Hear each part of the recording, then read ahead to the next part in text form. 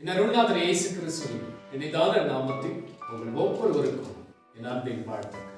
என் அன்புக்குரியவர்களையும் கடந்த 5 மாதங்களையும் தேவன் நம்மை ஆச்சரியமாய் நடத்தி கொண்டு வந்தார். இந்த கொரோனா வைரஸ் நாட்களிலும் பல நெருக்கடிகளை நாம் சந்தித்தாலும் அதன் நடுவிலே தேவன் நம்மோடு கூடவே இருந்து நம்மை பாதுகாத்து நம்மை பராமரித்து அவர் போஷித்து நம்மை ஆச்சரியமாய் நடத்தி வந்தார். மற்றும் ஒரு புதிய மாதத்தை அவர் நமக்கு காண செய்திருக்கிறார். இந்த புதிய மாதத்திலும் கூட கர்த்தர் உங்களையும் என்னையும் பார்த்து அவசியம், என் மகனே என் மகளே, பயப்படாதே பயப்படாதே, நான் உன்னை காக்கும்படிக்கு நான் உன்னோடு கூடவே இருக்கிறேன் என்று சொல்லி அந்த ஒரு வாக்கு. நம்முடைய வாழ்க்கையிலே பயம் என்று அச்சம் நம்மை சூழ்ந்து கொள்ளுகிற பொழுது அந்த பயத்தின் நிமித்தமே கவலைகள் நம் உள்ளத்தில் வந்துவிடும். அந்த பயமாகப்பட்டது நம்மை முடுக்கிவிடும். இந்த பயத்திலிருந்து நம்மை விடுவிப்பதற்காகவே அருள்நாதர் இயேசு கிறிஸ்து உலகத்திற்கு வந்தார். அருள்நாதர் இயேசு கிறிஸ்து உலகத்திற்கு பிறப்பதற்கு முன்பதாக எருசலேம் பட்டணத்தில் பெத்லகேமிலே மேய்ப்பர்கள் கூடி மந்தை இரவு நேரத்தில் காத்துக் கொண்டிருக்கிற போது ஒருவருக்கு ஒருவர் பேசிக் கொண்டார்.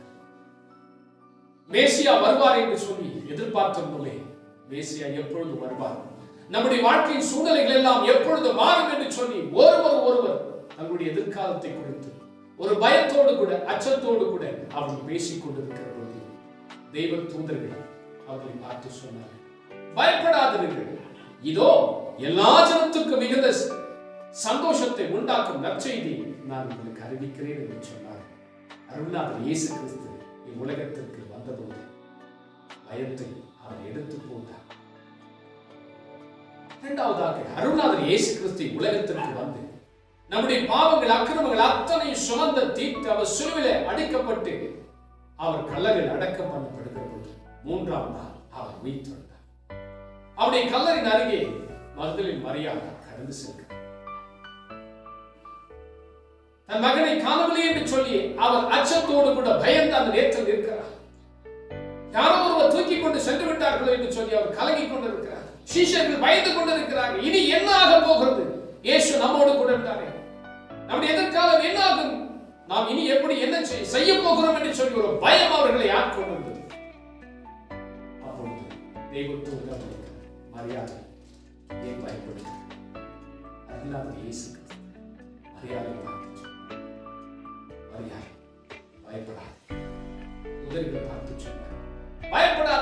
அருள்நாதர் இயேசு கிறிஸ்து உயிர்த்தெழுந்தார் என்று சொல்லி பயம் அவருடைய வாழ்க்கையில் எவ்விதமாக இருக்கிறது. அந்த பயத்தை போக்குவதற்காகவே அருள்நாதர் இயேசு கிறிஸ்து உலகத்திற்கு வந்தார்.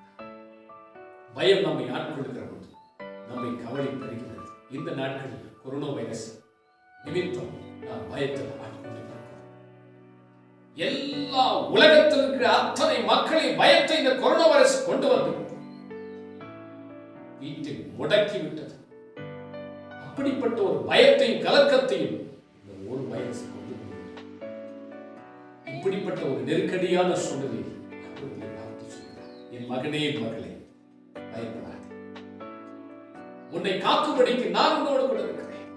அருள்நாதர் இயேசு கிறிஸ்து வேதத்தை நம்மை தேற்றும்படியாக, நம்மை தைரியப்படுத்தும்படியாக, நம்மை ஆறுதல் படுத்தும்படியாக பயப்படாதே என்ற வார்த்தை 365 தடவை வேதத்தில் எழுதப்பட்டிருக்கிறது. எதற்கு தெரியுமா? நமக்காக. ஆண்டவர் எல்லா சூழ்நிலைகளும் அவர் நம்மோடு கூட இருக்கிறார். என் மகனே மகளே, பயப்படாத. இந்த மாதம் முழுவதும் ஆண்டவர் உங்களையும் என்னையும் காக்கும்படி நம்மோடு கூட இருக்கிறார். இந்த மாதம் மட்டுமல்ல, ஒவ்வொரு நாளும் ஒவ்வொரு நிமிஷம் 365 தடவை இதற்கு சொல்லப்பட்டிருக்கிற ஒவ்வொரு நாளும் ஆண்டவர் பயப்படாதே என் மகனே, பயப்படாதே என் மகனே, நான் உன்னோடு கூட இருக்கேன் என்று சொன்னார். எரேமியா எழுதின தீர்க்கதரிசியின் புத்தகம் 1ஆம் அதிகாரம் 8ஆம் வசனத்தை வாசித்து பாருங்கள். எரேமியா என்றால் நியாயமிக்கிறவர், நியாயமிக்கப்பட்டவர் அல்லது ஏற்படுத்தப்பட்டவர் என்று சொல்லப்படுகிறது.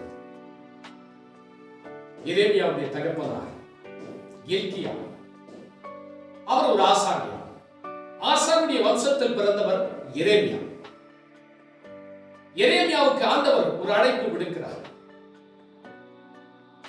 தீர்க்கதரிசியாய் அவர் அபிஷேகம் பண்ண எரேமியாவை அழைக்கிறார். எரேமியா பயந்து போய் நிற்கிறார்.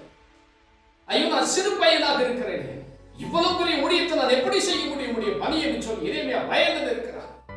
எரேமியா பார்த்து ஆண்டவர் சொல்கிறார், தாயின் கர்ப்பத்தில் இருக்கிற பொழுதே நான் உன்னை முன்கூறித்து அறிந்திருக்கிறேன், நீ எப்படிப்பட்டவன் சொல்லி நான் அறிந்திருக்கிறேன். பயந்து போய் இருக்கிற சூழ்நிலையில் எரேமியாவை பார்த்து எரேமியா 1ஆம் அதிகாரம் 8வது வசனத்தை வாசித்து பாருங்கள். நான் உங்களுக்காக வாசிக்கிறேன்.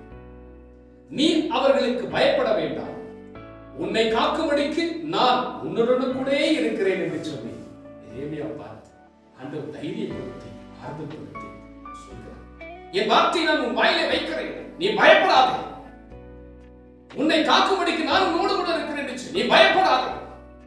இந்த ஜனத்திலே, இந்த ராஜ்யத்திலே பிடுங்கவும் நாட்டவும் உன்னை இந்த தின தீர்க்கதரிசியாக உன்னை அபிஷேகம் பண்ணுகிறேன், நீ பயப்படாதே, நான் உன்னோடு கூட இருக்கிறேன், உன்னை காக்கும்படிக்கு என்று சொல்லி எரேமியாவை ஆண்டவர் தைரியப்படுத்தினார். முதலாவதாக தூக்கி சுமந்து செல்கிற ஒரு தகப்பனை போல ஆண்டவர் நம்மோடு கூடவே இருக்கிறார். எரேமியாவுக்கு ஆண்டவர் தகப்பனை போல கூட இருந்து அவர் ஆறுதல்படுத்துகிறார், தைரியப்படுத்துகிறார். தகப்பன் தன் பிள்ளைக்கு இறங்குறது போல கர்த்தர் நமக்கு இறங்குகிறார். சங்கீதம் 103:13 சொல்கிறது, பிள்ளை தகப்பனுக்கு இறங்குறது போல தேவன் நமக்கு இறங்குகிறார். ஒரு இரக்கமுள்ள தேவனாக அவர் நம்மோடு கூட இருக்கிறார். இந்த நாட்களில் அப்படிப்பட்ட இரக்கமுள்ள தேவன் நம்மை காக்கும்படிக்கு அவர் நம்மோடு கூடவே இருக்கிறார். உங்களை காக்கும்படிக்கு உங்களோடு கூடவே இருக்கிறார். எல்லா தீங்கிற்கு விலக்கி காக்கும்படிக்கு அவர் உங்களோடு கூடவே இருக்கிறார். உங்கள் தேவைகள் என்னது என்று சொல்லி அறிந்து உங்கள் தேவைகளை சந்திக்கக்கூடிய ஒரு தகப்பனாக அவர் உங்களோடு கூடவே இருக்கிறார். தகப்பன், ஒரு நல்ல தகப்பன் தன்னுடைய பிள்ளை வளர்க்கிற பொழுதே, பிறக்கிற பொழுதே அந்த குழந்தைக்கு என்ன செய்ய வேண்டும் என்று சொல்லி அந்த தகப்பன் அறிந்து ஒவ்வொரு வயதிலும் ஒவ்வொரு பருவத்திலும் அந்த தகப்பன் தன் பிள்ளை மீது கண் வைத்து அவனுக்கு என்ன தேவையோ அவன் எதிர்காலம் முழுவதும் அவனை படுக்க வைத்து அவன் என்ன வேலையை சேர வேண்டும் என்று சொல்லி அந்த வேலையை நீங்க சேர்ந்தா இந்த காரியத்தை குறித்து நீ படிப்பு எடுத்து படிக்கலாமே, இந்த சப்ஜெக்ட் எடுத்து நீ படிக்கலாம், ஒருவேளை இந்த வேலை உனக்கு கிடைக்கும் என்று சொல்லி தகப்பன் தன் பிள்ளைக்கு ஆலோசனை கொடுத்து அவனுக்கு ஒரு நல்ல எதிர்காலத்தை அமைத்து கொடுத்து அவனுக்கு ஒரு நல்ல திருமணத்தை செய்து வைத்து அந்த பிள்ளைக்கு என்னென்ன காரியம் தேவை என்று சொல்லி அறிந்து அந்த பிள்ளைக்கு தகப்பன் பூரணமாய் செய்து முடிக்கிறது போலவே, அதே போலவே தேவாதி தேவன் ஒரு தகப்பனை போல நம்மை சுமந்து கொண்டு இந்த நாட்கள் அவர் வருகிற தேவனாகவே இருக்கிறார். மத்தேயு சுவிசேஷம் 7ஆம் அதிகாரம் 11வது வசனத்தை வாசித்து போகிறோம். பொல்லாதவர்களாகிய நீங்கள் உங்கள் பிள்ளைகளுக்கு நல்ல ஈவுகளை அறிந்திருக்கிற பொழுது பரமபிதாவானவர் உங்களை காட்டிலும் நமக்கு நன்மையானதே செய்ய வல்லவர் தேவனாகவே இருக்கிறார். ஒரு தகப்பனே தன் பிள்ளையை குறித்து அவன் எதிர்காலத்தை குறித்து கவலை கொண்டு அவனுக்குரிய காரியங்களை திட்டமிட்டு செய்கிறது போலவே உங்கள் மீதும் என் மீதும் அக்கறை கொண்டு உங்களை தம்முடைய உள்ளம் கைகளில் உங்களை பெயரை செதுக்கி வைத்து ஒவ்வொரு நிமிஷமும் உண்ணாமல் உறங்காமலும் அவர் கண்விழித்து பார்த்துக் கொண்டிருக்கிற தேவனாக அவர் நம்மோடு கூடவே இருக்கிறார். ஒரு தகப்பனை போல இந்த நாட்களில் அவர் சுமந்து கொள்வார். ஒரு தகப்பனை போல அவர் நம்மோடு கூடவே இருக்கிறார். எதை குறித்து பயப்படாதீங்க. எதிர்காலத்தை குறித்து ஒரு பயமா, இனி எப்படி என் எதிர்காலம், இனி எப்படி என் பிள்ளைகள் எதிர்காலம் நடக்க போகுது, குடும்ப வாழ்க்கை குறித்து ஒரு பயமா, கொரோனா வைரஸ் கண்ணுக்கு தெரியாத ஒரு வைரஸ் நான் போராடி கொண்டிருக்கோம், உலகமே போராடி கொண்டிருக்கிறது, வைரஸ் குறித்து ஒரு பயம், அச்சம், வியாதி பலவீனங்களை குறித்து ஒரு பயம், கடன் பிரச்சனை குறித்த பயம், பண நெருக்கடியான சூழ்நிலை குறித்த பயம், தொழில் வியாபாரத்தை குறித்து ஒரு பயம், என்னென்ன பயம். இந்த பயம் இரவு நேரத்தில் உங்களுக்கு நித்திரை வரவிடாது. இப்படிப்பட்ட பயத்திலிருந்து உங்களை காக்கும்படிக்காகவே அருள்நாதர் இயேசு கிறிஸ்து உங்களோடு கூடவே இருக்கிறார்.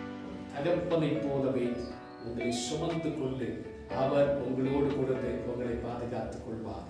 ஒரு தகப்பன் தன் பிள்ளைக்கு என்ன தேவை என்று சொல்லி அறிந்து அதை கொடுக்கிறது போலவே தேவாதி தேவன் ஒரு நல்ல தகப்பனாக உங்களோடு கூடவே இருந்து, என் மகனே என் மகளே, உனக்கு என்ன தேவை என்று சொல்லி நான் அறிந்திருக்கிறேன், உன் தேவை நான் உனக்கு கொடுக்கிறேன் என்று சொல்லி ஆண்டவர் வாக்குரைக்கிறார்.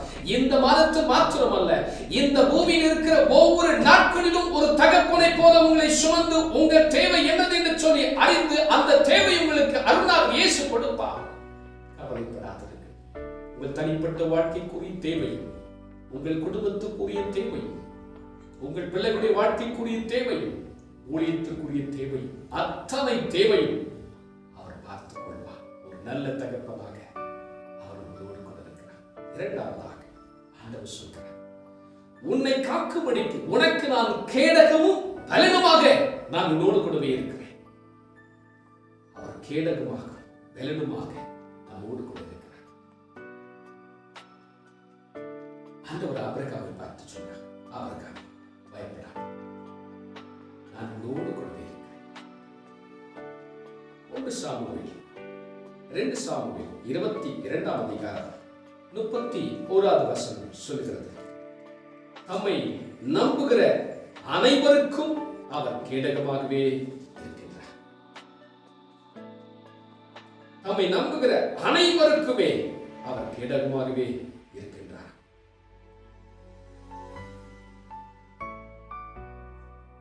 ஆபிரகாமுடைய வாழ்க்கையில் தன்னுடைய முற்பிதாக்களுக்கு வாக்குரைத்த வாக்குத்தத்த தேசமான பாலும் தேனும் ஓடுகிற கானான் தேசத்தை ஆண்டவர் வாக்கு பண்ணியிருக்கிறார். இந்த பாலும் தேனும் ஓடுகிற கானான் தேசத்தை தரிசனத்தை கொண்டு தேவன் அழைத்தார். நான் உன்னை பெரிய ஜாதியாக்கி உன்னை ஆசீர்வதிப்பேன் என்று சொல்லி தன் வீட்டை விட்டு ஆபிரகாம் தேவனுடைய அழைப்புக்கு இணங்கி அந்த வார்த்தைக்கு கீழ்ப்படிந்து ஆபிரகாம் கடந்து போகிறார். அப்பொழுது அவர் செல்கிற பொழுது தன்னுடைய சகோதரனாகிய லோத்தும் அந்த தரிசனத்தோடு கூட இணைந்து கொள்கிறார். இருவரும் கடந்து போகிறார்கள் குடும்பத்தோடு கூட. போகும் வழியிலே லோத்துவிற்கு சோதோமின் மீது கண் போகிறது. சோதோமின் கவர்ச்சியை கண்டு சோதோமிற்கு லோத் கானான் தேசத்தின் தரிசனத்தை விட்டு அவர் கடந்து போகிறார் குடும்பமாகவே. சில வருடங்கள் கடந்து சென்றது. பாபிலோன் தேசத்து 4 ராஜாக்கள் சோதோம் மீது கடந்து சென்று லோத்துவின் குடும்பத்தை சிறைபிடித்துக் கொண்டு சென்று விடுகிறார்கள். ஆபிரகாமுக்கு தெரிய வருகிறது. ஆபிரகாமுக்கு யுத்தம் பண்ண தெரியாது. ஆபிரகாமுடைய மேய்ப்பர்கள் அவர்கள். ஆபிரகாமுக்கு யுத்தம் எப்படி செய்ய வேண்டும் என்று சொல்லி ஆபிரகாமுக்கு தெரியாது. அப்பொழுது ஆபிரகாம் பயந்து கொண்டிருக்கிறார். எப்படியாவது தன் சகோதரனை மீட்டு விட வேண்டும் என்று சொல்லி ஒரு பக்கம், மற்றொரு பக்கம் இந்த பாபிலோன் தேசத்தின் ராஜாக்கள் ஆகிய இந்த 4 ராஜாக்களும் தன்னையும் தன் குடும்பத்தையும் சிறைப்படுத்திக் கொள்வார்களோ என்று சொல்லி ஒரு பயமும் வந்துவிட்டது. சோதோமிற்கு போய்விட்டார்கள், நாம் இருக்கும் இடத்துக்கு வந்து விடுவார்கள் என்று சொல்லி ஆபிரகாமுக்கு ஒரு பயம் வந்துவிட்டது. வேதத்தில் கேடகம் என்ற வார்த்தைக்கு அடோனாய் ஜெகோவா என்று சொல்லப்படுகிறது. எபிரேய வார்த்தையிலே அடோனாய் ஜெகோவா என்ற வார்த்தை வேதத்தில் 340 முறை சொல்லப்பட்டிருக்கிறது. அடோனாய் என்பதற்கு கேடகம் என்று எபிரேய மொழியிலே மொழிபெயர்க்கப்பட்டிருக்கிறது. இப்பொழுது பாபிலோன் தேசத்தின் ராஜாக்கள், கொடிய ராஜாக்கள், தன்னையும் தன் பிள்ளைகளின் குடும்பத்தை சிறைப்படுத்திக் கொள்வார்கள் என்று ஒரு பக்கம் பயம், மற்றொரு பக்கம் லோத்துவை மீட்க வேண்டும் என்று சொல்லி ஒரு வாஞ்சை. இப்படிப்பட்ட ஒரு பயத்தில் இருக்கிற பொழுதுதான் ஆபிரகாமை பார்த்து சொல்கிறார். ஆதியாகமம் 15ஆம் அதிகாரம் 1வது வசனம். இந்த காரியங்கள் நடந்த பின்பு கர்த்தருடைய வார்த்தை ஆபிரகாமுக்கு தரிசனத்தில் உண்டாகி, ஆபிரகாமே, நீ பயப்படாதே, நான் உனக்கு கேடகமும் உனக்கு மகா பெரிய பலனமாக இருக்கிறேன். கேடகம் என்ற வார்த்தைக்கு இன்னொன்று குடும்பம் இருக்கிறது. ஒரு ராணுவத்தில் யுத்த வீரன் இருக்கிறது என்றால் ஒன்று, ஒரு கையில் ஈட்டியும் இருக்கும், மற்றொரு கையில் கேடகமும் இருக்கும். ஈட்டி வைத்து சன்னமிடுவார்கள். இந்த கேடகத்தை வைத்து எதிரி அம்புகளை தடுப்பதற்காக இந்த கேடகத்தை பயன்படுத்துவார்கள். எதிரிகள் அம்புகள் எய்கிற பொழுது இந்த கேடகத்தை வைத்து தடுத்துக் கொண்டே இருப்பார்கள். இந்த கேடகத்தை தடுத்து அவன் யுத்தத்தில் எதிரியை முறியடிப்பதற்காக, முன்னேறி கடந்து செல்வதற்காக கேடகத்தை அவர்கள் பயன்படுத்துவார்கள். இந்த கேடகம் விதமாக பாதுகாக்கிறது. ஆபிரகாமை பார்த்து சொன்னார், ஆபிரகாமே பயப்படாதே, நான் உனக்கு கேடகமாக இருக்கிறேன். கேடகம் மாத்திரமல்ல, நான் உனக்கு பலனமாகவே இருக்கிறேன்.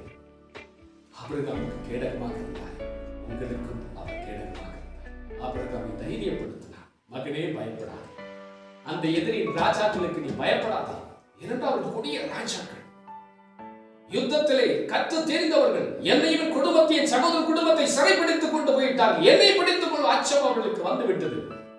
ஆபிரகாம் தன்னுடைய ஆட்களோடு கூட கடந்து சென்று தேவனுடைய கிருபையினாலே லோத்துவை மீட்டுக் கொண்டு வருகிறார்.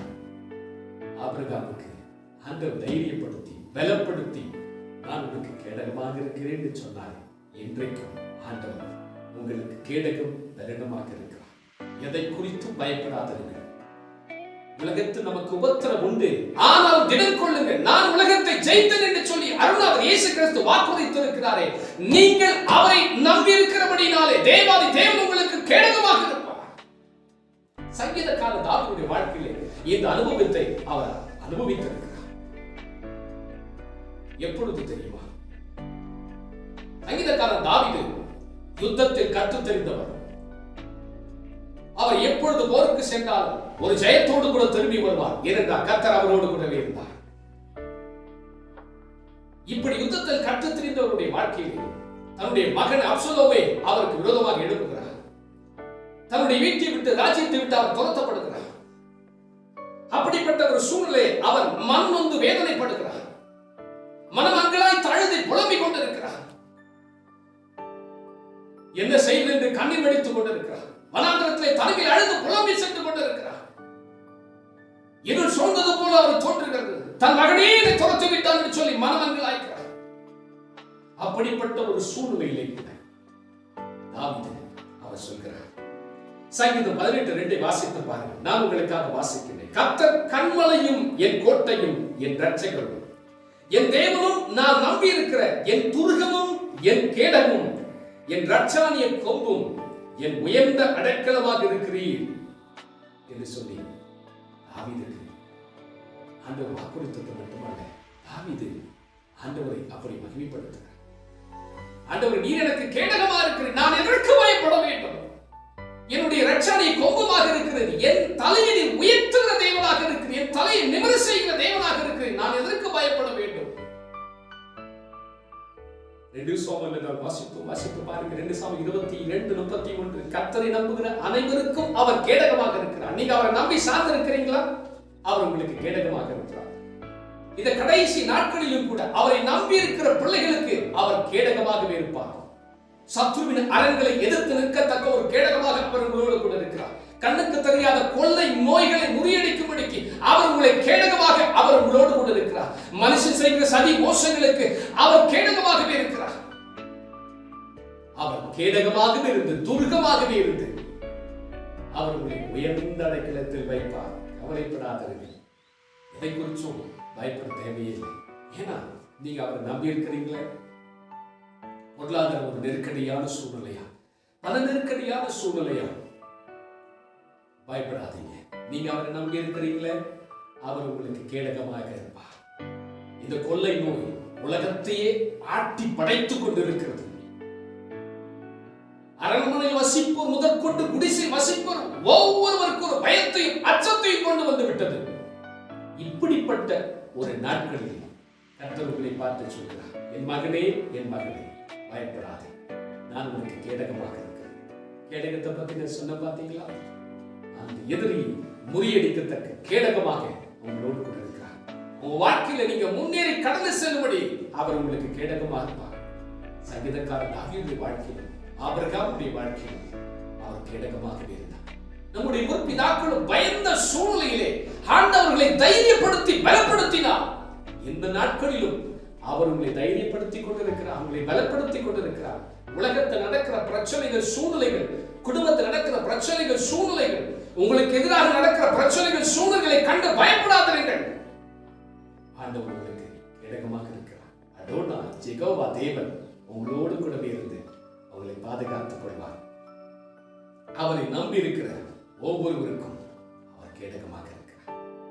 கடைசியாக உனக்கு அதிசயங்களை செய்யக்கூடிய தேவனாக உங்களோடு கூடவே இருக்கிறார். அதாவது நம்மை தூக்கி சுமந்து செல்கிற தகப்பனை போல அவர் நம்மோடு கூட இருக்கிறார். தகப்பன் தன் பிள்ளைக்கு என்ன தேவை என்று சொல்லி அறிந்து அந்த பிள்ளைக்கு தகப்பன் செய்கிறது போல உங்களுக்கும் இந்த நாட்கள்ல இந்த மாதத்திலும் அவர் செய்வார். இரண்டாவதாக அவர் கேடகமும் பலனுமாக அவர் உங்களோடு கூட இருக்கிறார். கொரோனா வைரஸுக்கும் சத்துரு நலன்களுக்கும் எல்லா தீங்களுக்கும் கொள்ளை நோய்களுக்கும் நீங்களாக்கி காத்துக்கொள்ள உங்களுக்கு கேடகமாக இருந்து உங்களுக்கு பலனாக இருந்து அவர்களை தைரியப்படுத்துவார். கடைசியாக உங்களுக்கு அதிசயங்களை செய்யக்கூடிய தேவனாக உங்களோடு கூட இருக்கிறார். இந்த நாட்களில் நம்முடைய வாழ்க்கையிலும் நம்முடைய தேசத்திலும் ஒரு அதிசயம் நடந்தாதான், ஒரு மிரக்கல் நடக்கணும். ஏன்னா அப்படிப்பட்ட ஒரு காலத்துல நம்ம நிற்கணும். இந்த சூழ்நிலையிலே கர்த்தர் நம்முடைய வாழ்க்கையில ஒரு அதிசயத்தை செய்ய தேவன் அழகாய் வாக்குறுத்தி இருக்கிறார். யாத்திராகமம் 34 அதிகாரம் 10வது வசனத்தை வாசித்து பாருங்கள். நான் உங்களுக்காக வாசிக்கிறேன். பூமி எங்கும் எந்த ஜாதிகளிடத்திலும் செய்யப்படாத அதிசயங்களை உன் ஜனங்கள் எல்லாருக்கும் முன்பதாக செய்வேன். உன்னோடு கூட இருக்கிற ஜனங்கள் எல்லாரும் கர்த்தருடைய செய்கையை காண்பார்கள். உன்னோடு கூட இருந்து நான் செய்யும் காரியம் பயங்கரமாக இருக்கும் என்று சொல்லி ஓசைக்கு ஆண்டவர் வாக்குரைக்கிறார். தம்முடைய ஜனமாகிய இஸ்ரவேல் ஜனங்கள் எகிப்தின் அடிமைத்தனத்தில் அவர்கள் ஒடுக்கப்பட்டிருக்கிற பொழுது அவருடைய கூக்குற சத்தம் பரலோகத்தில் தேவனுடைய சத்தத்தில் காதுகளுக்கு ஏற்றிற்று. அப்பொழுது மோசே ஆண்டவர் தெரிந்து கொண்டு எகிப்தில் இருக்கிற தம்முடைய ஜனங்களை அவர் விடுவிக்கிறார். அவர்களுக்கு பல அதிசயங்களை அவர் செய்கிறார். பார்வோனுடைய ஜனங்களும் அறிந்து கொள்ளத்தக்கதாக பல அதிசயங்களை செய்து தன்னுடைய ஜனத்தை அவர் ஆச்சரியமாய் நடத்தி கொண்டு வருகிறார். இன்றைக்கும் அப்படிப்பட்ட அதிசயங்களை உங்கள் வாழ்க்கையில் அவர் செய்வார். கடலை இரண்டாக பொழிந்து தம்முடைய ஜனங்களை அந்த வெட்டாந்தரையிலே கடக்கும்படி செய்கிறார். அவர்களுக்கு தேவையான ஆகாரத்தை கொடுக்கும்படி அதிசயத்தை அவர் செய்கிறார். வானத்தின் மன்னாவை அவர்களுக்கு பொழிகிறார். குடிப்பதற்கு தண்ணீர் வேண்டும். அந்த தாகத்தை தீர்ப்பதற்காக கண்மலையிலிருந்து நீரூற்றை புறப்பட பண்ணி ஆறாக ஓட பண்ணுகிறார். மாறா என்ற இடத்திற்கு வருகிற போது அந்த தண்ணீர் குடிக்க முடியாதபடி மிகுந்த கசப்பாக இருந்தது. அந்த கசப்பு இருந்த தண்ணீரை அவர் மதுரமாக மாற்றினார். அப்படி பல அதிசயங்களை அவர் செய்தார். அது மட்டுமல்ல, தன்னுடைய எதிரிகள் சூழ்ந்து கொண்டு நிற்கிற பொழுது அவர்களை அந்த எதிரிகளை முறியடித்து தன்னுடைய ஜனங்களை அவர் பாதுகாக்கிறார். அந்த ஜனங்கள் மீது அவர் பாசம் கொண்டு அக்கறை கொண்டு அந்த ஜனங்களுக்கு என்னென்ன தேவையோ அவை எல்லாவற்றையும் கொடுத்து அவர் அதிசயமாய் நடத்தி வந்தார். அப்பேற்பட்ட தெய்வம் இன்றைக்கு உங்களோடு கூடவே இருக்கிறார். உங்கள் தனிப்பட்ட வாழ்க்கையிலும் உங்களுடைய குடும்ப வாழ்க்கையிலும் அவர் அதிசயங்களை காண செய்கிறார். மீகாவின் தீர்க்கதரிசியின் புத்தகம் 7ஆம் அதிகாரம் 15வது வசனத்தை வாசித்து பாருங்கள். நீ எகிப்து தேசத்தில் புறப்பட்ட நாளில் நடந்தது போலவே உன்னை அதிசயங்களை காண பண்ணுவேன் என்று சொல்லி வாக்குரைத்திருக்கிறார். அவர்களுக்கு செய்த அதிசயத்தை போலவே நான் இன்றைக்கு உனக்கு அதிசயத்தை செய்வேன். இப்பொழுது ஒரு நெருக்கமான ஒரு சூழ்நிலை, எல்லாருக்கும் பல நெருக்கடியான ஒரு சூழ்நிலை. அது மட்டுமல்ல, நம் தேசத்திலே கொரோனா வைரஸ் நிமித்தம் பல இழப்புகளை நாம் சந்திக்கிறோம். பல ஒடுக்கங்களை நாம் அனுபவிக்கிறோம். இப்படிப்பட்ட நாட்களில் ஆண்டவர் உங்களுக்கு அதிசயத்தை செய்வார். எகிப்தில் இஸ்ரவேல் ஜனங்களுக்கு அதிசயத்தை செய்த தேவன் இன்றைக்கும் அவர் உயிருள்ள தேவனாக நம்முடைய தேசத்தில் உலாவிக் கொண்டிருக்கிறார். வனாந்திரத்தின் பாதையிலும் வறட்சியான பாதையிலும் வாழ்க்கை வயல்வெளியாக மாற்றி அந்த வனாந்தரத்தில் உங்கள் வாழ்க்கை அவர் ஆசீர்வாதம் அரசி உங்களுக்காக வழியை கொண்டு பண்ண தேவன் வல்லமுள்ளவராக இருக்கிறார். உங்கள் தனிப்பட்ட வாழ்க்கையில் அதிசயங்களை காண செய்வார். உங்கள் குடும்ப வாழ்க்கையில் அதிசயங்களை காண செய்வார். உங்கள் வியாபாரத்திலே அதிசயங்களை காண செய்வார். உங்கள் தொழிலிலே அதிசயங்களை காண செய்வார். உங்கள் பிள்ளைகளுடைய வாழ்க்கையிலே அதிசயங்களை காண செய்வார். உன் வேலைஸ்தலத்திலே அதிசயங்களை காண செய்வார். ஊழியத்தின் பாதையிலே அதிசயங்களை காண செய்வார். எந்தெந்த காரியத்தில் அற்புதங்களை எதிர்பார்த்து கொண்டிருக்கிறோம் அந்தந்த காரியத்திலே கர்த்தர் அதிசயங்களை காண செய்திருவார். உன் வியாதி படுக்கையை மாற்றுவார். உன் எதிர்காலத்தில் என்ன தேவை என்று சொல்லி அறிந்து உன் வாழ்க்கைக்குரிய தேவைகளை அவர் சந்திப்பார். கடன் பிரச்சனை மாறத்தக்கதாக அவர் அதிசயங்களை செய்வார். குழந்தை பாக்கியம் இல்லாத சூழ்நிலையிலே உனக்கு ஒரு குழந்தை பாக்கியத்தை கொடுத்து அதிசயத்தை செய்வார். திருமண வாழ்க்கை தடைப்பட்டிருந்தால் திருமண வாழ்க்கையை தடுத்து நிறுத்து தேவன் உன் வாழ்க்கையிலே அதிசயங்களை மாற செய்திருவார். எல்லா சூழ்நிலைகளையும் மாற்றி வாழ்க்கையில் கர்த்தர் அதிசயத்தை செய்ய போகிறார். தேவையோடு கூட இருக்கிற உன்னை கர்த்தர் கண்டு அவர் உனக்கு அதிசயத்தை செய்ய போகிறார். எப்படிப்பட்ட தேவையாக இருந்தாலும் உன் தேவையை சந்தித்து உனக்கு அதிசயத்தை காண செய்ய போகிறார். அதிசயத்தை செய்யக்கூடிய தேவனாக அவர் உன்னோடு கூடவே இருக்கிறார். இந்த நாட்களில் எரேமியாவை தேற்றினார், ஆபிரகாமை தைரியப்படுத்தினார், தாவீதுக்கு ஜெயத்தை கொடுத்தார். இன்றைக்கு உன்னோடு கூட உன்னை காக்கும்படிக்கு நான் உன்னோடு கூடவே இருக்கிறேன் என்று சொல்லி ஆண்டவர் வாக்குறுதிக்கிறார். ஒரு நல்ல தகப்பனை போல உங்களை தூக்கி சுமந்து அவர் உங்களை பாதுகாத்துக் கொண்டு உங்களுக்கு என்ன தேவையோ அந்த தேவையை பரிபூர்ணமாக சந்திப்பார். இரண்டாவதாக உங்களுக்கு கேடகமும் பலனமாக இருப்பார்.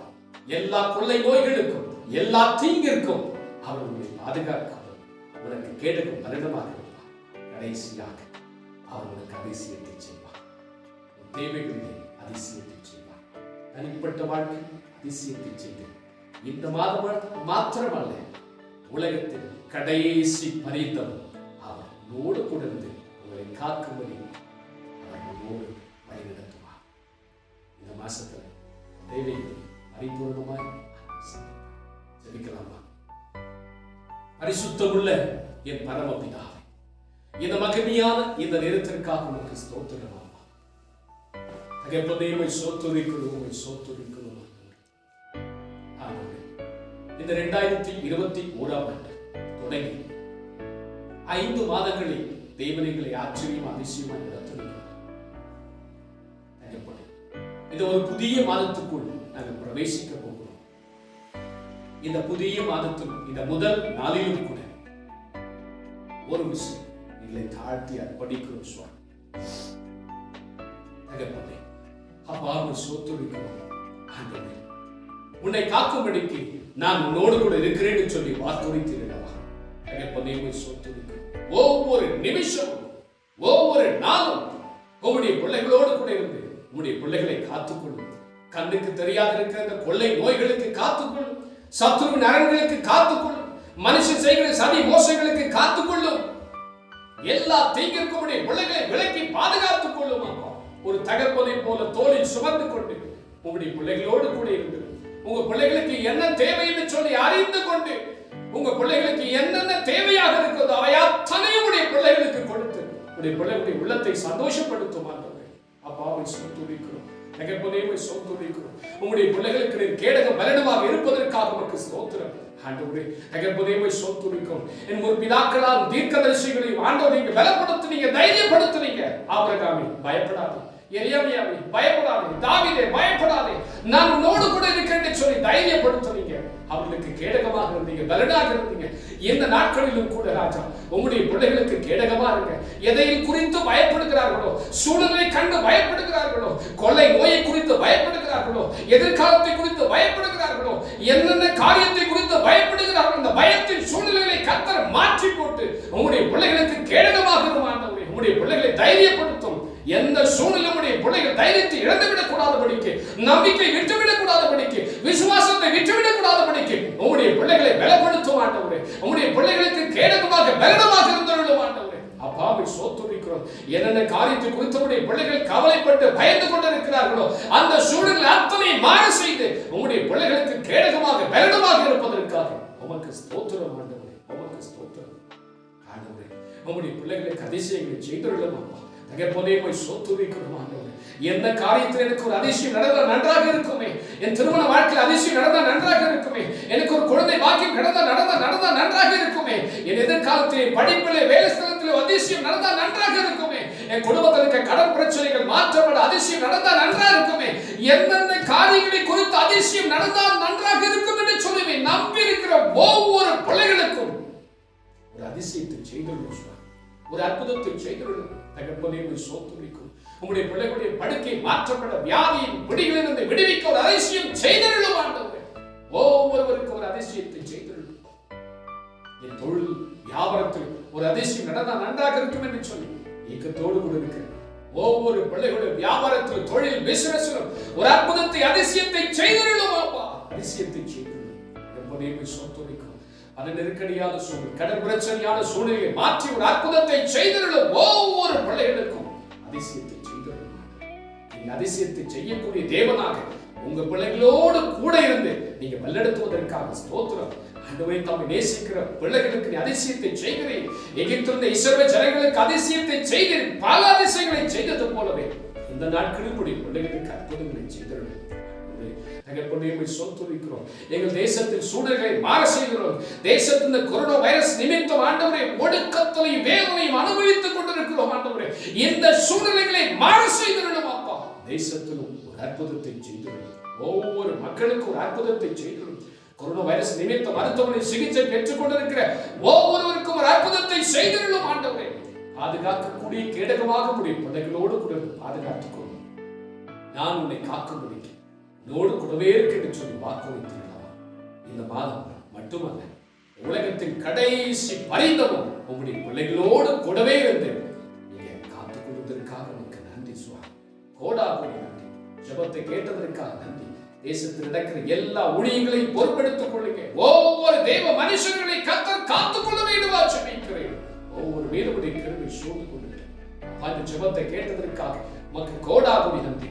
வார்த்தை கேட்டுக்கொண்டிருக்கிற ஒவ்வொரு பிள்ளைகளையும் ஆசீர்வதிப்பதற்காக கோடாகோடி ஸ்தோத்திரம். கோடாகோடி ஸ்தோத்திரம்.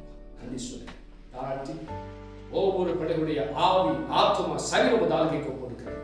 இயேசு கிறிஸ்துவின் மூலம் வேண்டிக் கொள்கிறேன் பிதாவே. ஆமென். ஆமென். அன்புக்குரியவர்களே, எதை குறித்தும் பயப்படாதீர்கள். உங்களை காக்கும்படிக்கு தேவாதி தேவன் உங்களோடு கூடவே இருக்கிறார். ஒவ்வொரு நாளும் அவரும் நானும் இந்த தினம் தியானம் டெய்லி யூடியூப் வழியாக தினமும் போடுவோம்.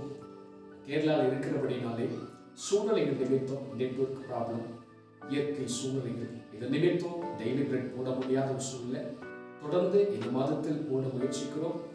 இதற்காக ஜெபித்துக் கொள்ளுங்கள். ஊழியத்துக்காக ஜெபித்துக் கொள்ளுங்கள்.